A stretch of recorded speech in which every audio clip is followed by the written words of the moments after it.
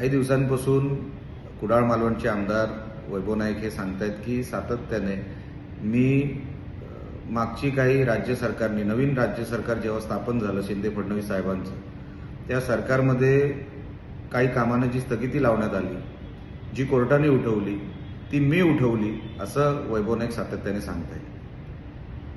खरं तर हे खोटं आहे. 84 आमदारांनी पिटिशन फाईल केली होती कोर्टामध्ये आणि हे 84 आमदार आणि त्यापैकी एक वैभव नाईक यांनी एकत्रित मिळून ती पिटिशन फाईल केली असल्यामुळे ती कोर्टात दाखल झाली.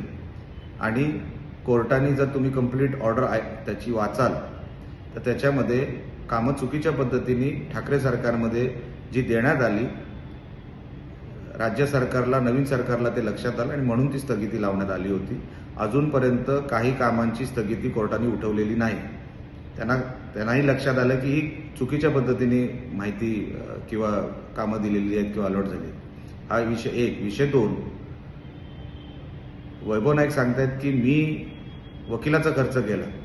आम्हाला स्टेटमेंट तुमचं दाखवा, तुम्ही कुठल्या वकिलाला दिलं, कुठल्या वकिलाला किती पैसे दिले, कुठल्या चेकनी दिले आणि नेमकं तुमच्या ह्या सगळ्या प्रक्रियेमध्ये काय रोल होता, एकदा आम्हाला आणि कुडाळ मालवणच्या जनतेला सांगा की अमुक अमुक वकिलाला मी एवढा हा चेक दिलाय, ह्या तारखेला दिलाय, ह्या केसच्या संदर्भात.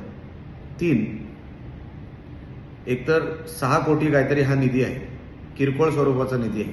कुडाळ मालवणसारख्या मतदारसंघामध्ये मी 6 कोटीचा निधी आणला, मी 6.5 कोटीचा निधी आणला सांगणं म्हणजे हा एक विनोदच आहे.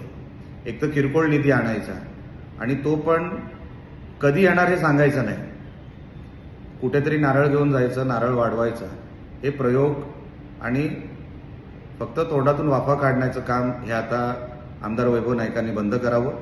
हा निधी जर तुम्ही आणलाय तर नेमका हा निधी मिळणार कधी, हा इम्प्लिमेंट कधी होणार, त्याची तारीख, त्याचा महिना आणि त्याची पद्धत ही कुडाळ मालवणच्या जनतेला सांगितलं तर बरं होईल. कारण का नेहमीप्रमाणे नुसत्या वाफा सोडू नका.